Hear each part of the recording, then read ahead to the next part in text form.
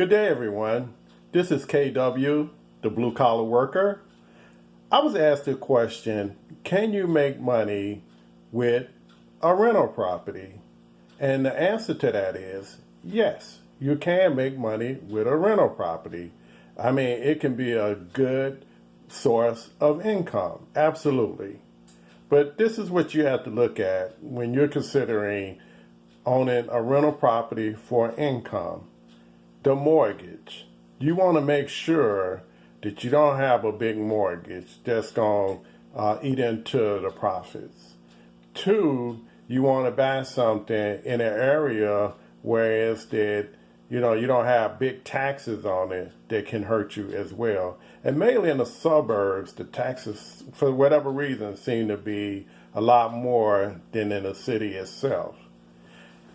Thirdly, when you go out and buy that rental property, you want to make sure that it can have good cash flow for you. I'm going to give you a good example of something I almost bought that would have ate into profits for years to come.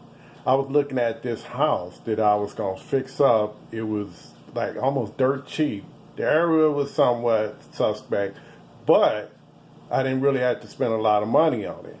However, when I considered all the things that I had to do to that property, would have put it in line with something that was probably in a lot better shape, area a little bit better, and I didn't have to do all that work. So cheap ain't always the way to go either, because when you sit down and you calculate how much money you have to put into it, it might be cheaper to get something that's already in fairly decent shape for you.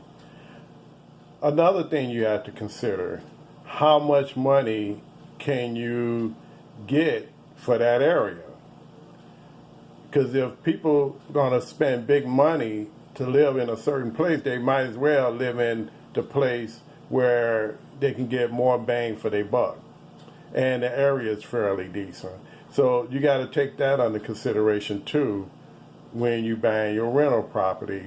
How much can you get far as rents after all expenses? And that brings me to the next one. When you buy a rental property, and I said this in my other video about rental properties, you want to make sure that the tenant can pay most of the expenses that wouldn't hurt your bottom line as far as heating the place. That's a big ticket item.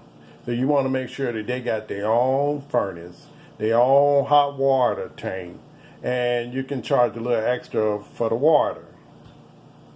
Then what you want to do is you want to figure out how much do you want to make off that property every month.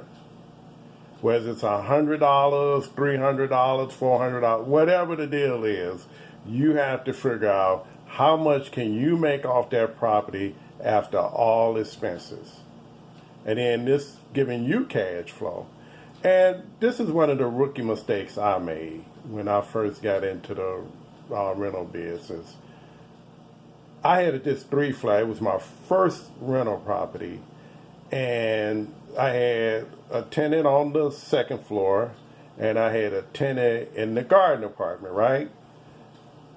I was thinking that I needed to contribute to the bills in the building, as far as the upkeep of the building, the expenses of the building. I figured, I had to play a part in that as well. Well, that's the wrong way to do it. If you own a rental property, right, even if it's a 2-flat, and you got one tenant or 2 tenants, they should be able to cover all the costs. Plus, you make something off of it. Because why are you doing it? If you're not making anything off your property and you're contributing every month, money is going out of your pocket every month, then you're in the wrong business. Because that's not the way business works. When you're in business to make something. You're not in business to pretty much lose money or break even. Now, if you have to break even for a little while, that's fine. But eventually, that rental property has to turn a profit. If it's not profitable, then you don't need it. Simple as that. So what you want to do is charge tenants accordingly to what you need to get an income every month after all expenses. This is the way I did it. I would figure out if I had a mortgage, what is the mortgage? And if the taxes and insurance was included in the escrow with the mortgage, then that's cool too. Because now I can pretty much have an idea of what that's going to cost. And then I would set aside maybe $100 or $200 a month for general maintenance, far as anything that I need to get, far as parts, repairs, anything like that. I would build up some type of escrow for emergencies or repairs that I might have to do in the future. I would set aside money to pay the water bill, because the water bill come out, I believe, quarterly. So, I would build up escrow for that too. So when that came in, I can just cut a check. I would cut the grass myself. I didn't have a problem with that. It's good exercise, so I didn't have a problem cutting the grass and cleaning up around the place.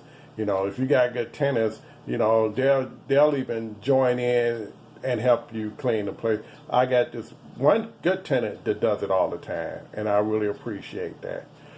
So what you want to do is, when you're looking at a property, look at how much money is it going to cost you coming out the gate.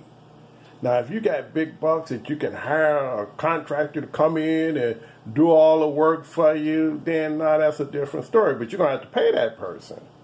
So get something that you can pretty much do yourself if you don't have a whole lot of money. And don't get into the rental property game if you can't afford it. Because there will be times where you have to spend money, and if the tenant is paying their rent, they're not trying to hear you can't get the roof fixed, or the hot water tank went out and you can't do anything about it, or the boiler or furnace go out and they cold in their space because you don't have any money.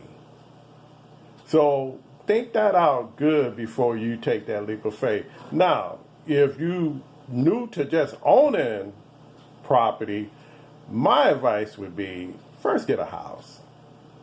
See how you work out with that house first.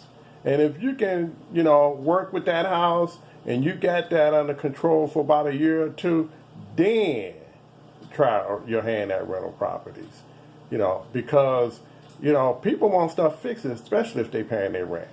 So that's my take on income for a rental property. Again, this is KW, the Blue Collar Worker. If you haven't subscribed to my channel, please do so, and press like if you like the video. Thank you. Have a good day. Have a safe day.